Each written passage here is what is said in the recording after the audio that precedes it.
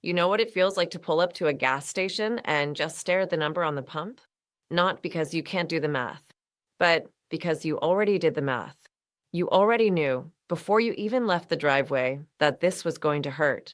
You fill up anyway because you have to get to work, because the kids need to get to school, because the grocery store doesn't deliver to your neighborhood. And the number climbs and climbs.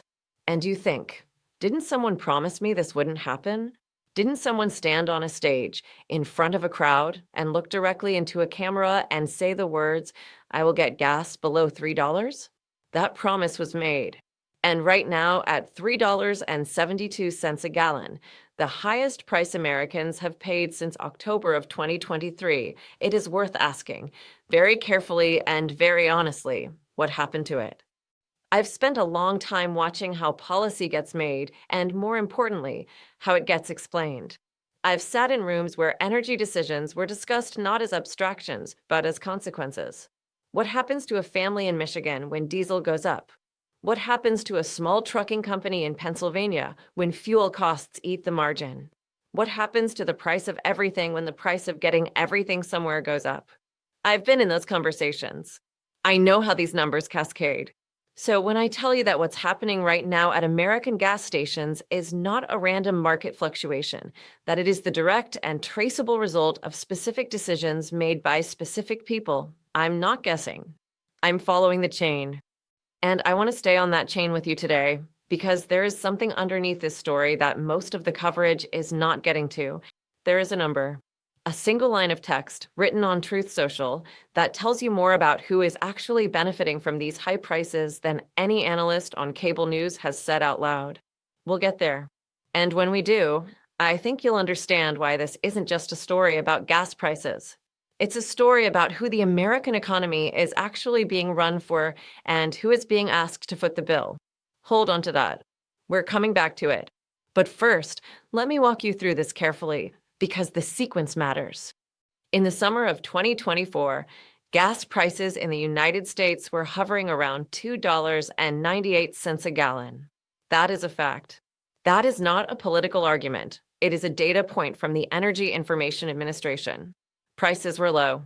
Inflation had cooled significantly from its 2022 peak. Supply chains had stabilized. And yes, there were several factors at play: global oil markets, OPEC production decisions, domestic drilling levels. But the bottom line is that American consumers, heading into the fall of 2024, were paying less at the pump than they had in years. That context matters because what came next was sold to voters as a continuation of that trend. It was not. A central promise of the 2024 campaign was explicit. It wasn't implied. It wasn't vague. The phrase, I'll get gas below $3, was repeated at rallies, in interviews, in social media posts. According to reporting from Politico and the Associated Press, this was one of the most concrete economic commitments made during the entire campaign. Voters in swing states heard it. Working-class voters who were already stretched thin heard it. And in January 2025, when a new administration took office, gas prices were, briefly, around $2.98. For a matter of weeks, you could argue the promise was being kept. Then came the war. In mid-February 2025, the United States launched military strikes against Iranian nuclear facilities. Reuters and the BBC both reported the decision as a significant escalation of tensions in the Middle East, representing the most direct American military action against Iran in decades. Whatever your view of the strategic rationale, and reasonable people disagree, the immediate economic consequence was swift and brutal. Global oil markets reacted overnight. The price of Brent crude spiked 12% in a single trading session, according to the Wall Street Journal. Markets priced in the risk of supply disruption through the Strait of Hormuz, through which roughly 20% of the world's oil supply flows. And at American gas stations, the pump price began to move. It did not stop moving. By the third week of March 2025, the national average for regular unleaded gasoline had reached $3.72 per gallon, according to the AAA Weekly Price Tracker, the highest it had been since October 2023. Diesel, which powers the trucks that carry the food, the medicine, the building materials, the goods that stock every shelf in every store in this country, diesel was up $1.24 per gallon compared to where it was before the conflict began. $1.24. On every gallon, on every mile, on every delivery. That cost does not disappear. It moves. It moves into the price of groceries and the price of shipping and the price of everything that arrives somewhere by truck, which is most things. Now, a Yahoo News and YouGov poll conducted in the second week of March 2025 asked Americans a direct question. Who do you think is most responsible for the rise in gas prices? 60% of respondents said the current administration. Not Iran. Not oil companies. Not OPEC. The administration. That number is striking not because public opinion polls determine truth. They don't. But because it tells you something about how the American public is processing the sequence of events. They saw the promise. They felt the price. They connected the dots. And the people connecting those dots hardest are the ones who voted based on them. Swing state working class voters, the voters in the industrial Midwest and rural Pennsylvania who were explicitly promised relief at the pump, are now paying 74 cents more per gallon than they were paying 1 month ago. 74 cents. If you fill a 15-gallon tank twice a week, that's roughly $22 more per week coming out of your pocket than it was 30 days ago. That's roughly $90 a month. For a family already living paycheck to paycheck, $90 a month is not an abstraction. That's a utility bill.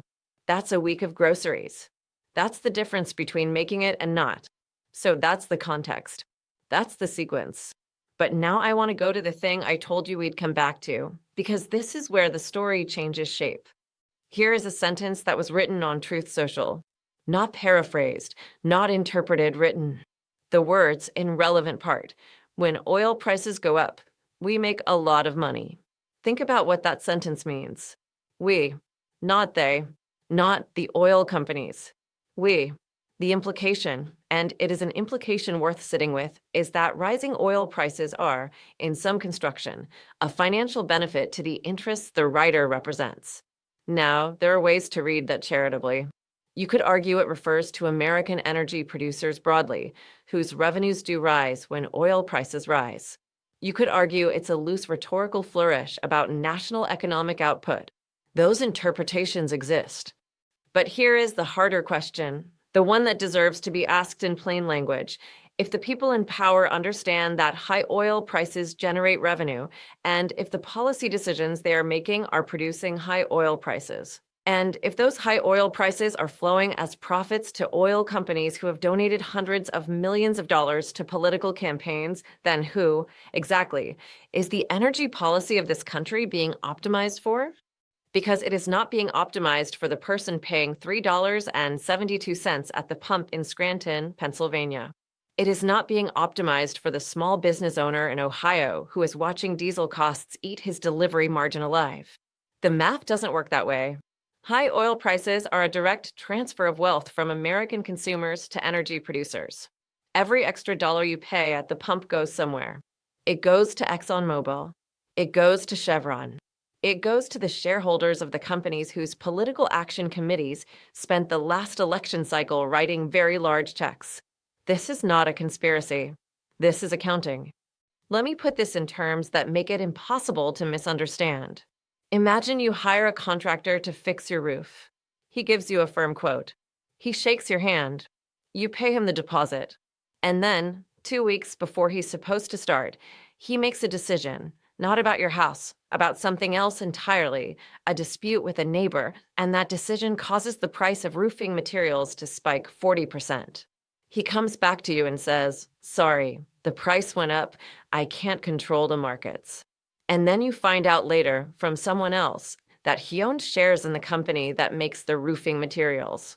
And that when the price went up, so did the value of his holdings. You would not call that a contractor who is working in your interest. You would not call that a coincidence. You would have a word for it, and the word would not be flattering. That is the situation American consumers are in right now. A promise was made. A decision was made that erased the promise. The people who made the decision are not the ones paying the price. The people paying the price are the ones who believed the promise most. Here is the honest truth. The gas price promise was never structurally achievable through the means that were actually pursued. Keeping gas prices below $3 over a sustained period requires either a sustained period of low global oil prices, which the United States cannot unilaterally control, or a significant expansion of domestic supply that takes years, not months, to affect pump prices. The Energy Information Administration has been clear on this point. New domestic drilling permits, even when approved immediately, take 18 months to 3 years before they move the needle at retail. The idea that a president can snap their fingers and control what you pay at the pump is a fiction. It always has been. But it is a fiction that works politically because the timing is loose enough that credit is easy to claim and blame is easy to deflect. What the decision makers did not account for, or did account for and calculated was worth it, was that starting a military conflict with a country that sits adjacent to one of the world's most critical oil transit choke points would undo, overnight, whatever modest price relief had been achieved. The Strait of Hormuz is not a metaphor. It is a physical place through which 20% of global oil supply passes. When the geopolitical risk around it spikes, prices spike. That is not analysis. That is just how commodity markets work. Any serious energy economist, any thoughtful national security advisor, any person who has spent time studying the intersection of Middle East policy and global oil flows would have told you this before the decision was made. Maybe they did tell someone. We don't always know what advice was given and ignored. What we do know is the result. $3.72. Diesel up $1.24 since the conflict began. 60% of Americans assigning responsibility to the administration. And working-class swing state voters paying 74 cents more per gallon than they were paying 30 days ago. Now I want to be honest with you about where this goes, because I think you deserve that honesty. I'm going to give you 3 scenarios. 3 ways this could unfold from here. And I'm going to give you my honest assessment of how likely each one is, because vague warnings help nobody. The optimistic case, and I would put this at roughly 15% probability, is that the conflict de-escalates faster than markets currently expect. A diplomatic off-ramp is found within the next 60 days. The Strait of Hormuz risk premium comes out of the oil price, and domestic gas prices fall back toward $3 or below by summer. It is possible. It has happened before that military escalations resolve more quickly than anticipated. If that happens, the political damage largely reverses. Voters have short memories about prices that come back down. The promise could, retroactively, be said to have been kept. I don't think this is the most likely scenario, but it is a real one, and I want to acknowledge it. The grinding middle, and this is where I would put the bulk of the probability, somewhere around 60%, is that the conflict neither fully escalates nor fully resolves, that it settles into a prolonged state of elevated tension, that oil markets remain risk elevated, and that gas prices stay somewhere between $3.50 and $4 through the summer. That scenario is painful but survivable for most people. It would represent a sustained broken promise, the kind that erodes trust slowly rather than catastrophically. It would continue to transfer wealth from consumers to energy producers. It would continue to hit working-class households hardest because lower-income households spend a higher percentage of their income on energy and transportation. The grinding middle is not dramatic. It is just corrosive. The scenario that keeps me up at night, and I would put this at roughly 25%, is an expansion of the conflict that triggers a serious disruption to Strait of Hormuz transit. This does not have to mean a full naval blockade. It can mean insurance costs for tankers spiking to the point where fewer ships make the transit. It can mean a single incident, a missile, a mine, a confrontation at sea, that causes markets to price in the possibility of sustained supply disruption. If that happens, the models that energy economists run suggest Brent crude could reach or exceed $130 per barrel. At that price, the national average for regular gasoline would be somewhere above $5. Diesel would follow. Trucking costs would spike. Food prices would accelerate. And the Americans who are already paying 74 cents more per gallon than they were a month ago would be looking at numbers that make 74 cents feel like the good old days. That scenario is not inevitable, but it is not implausible. And the people who would feel it first and feel it worst are not the people whose portfolios include energy stocks. So, what do you do with all of this? I want to be clear with you. Anger is understandable. Anger is even appropriate. But anger that doesn't translate into engaged, informed civic participation is just weather. It passes. Nothing changes. What does translate is attention. It is the decision to stay informed past the headline, past the hot take, past the moment when the algorithm moves you on to the next thing.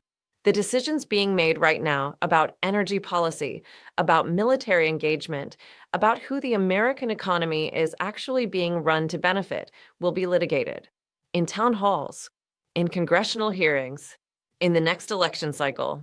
And the people who show up to those conversations informed with numbers, with a clear-eyed understanding of who benefited and who paid, those people change the calculus. You have more power than the pump price makes you feel. The promise was made in public. The consequences are being felt in public. The accounting of who gained and who lost belongs in public too. That is not partisanship. That is democracy working the way it is supposed to work, slowly, loudly, imperfectly, but relentlessly in the direction of accountability. The moment you stop paying attention is the moment the people making these decisions stop having to answer for them. So pay attention. Ask the next question. And remember who made the promise. Democracy doesn't run on outrage. It runs on you.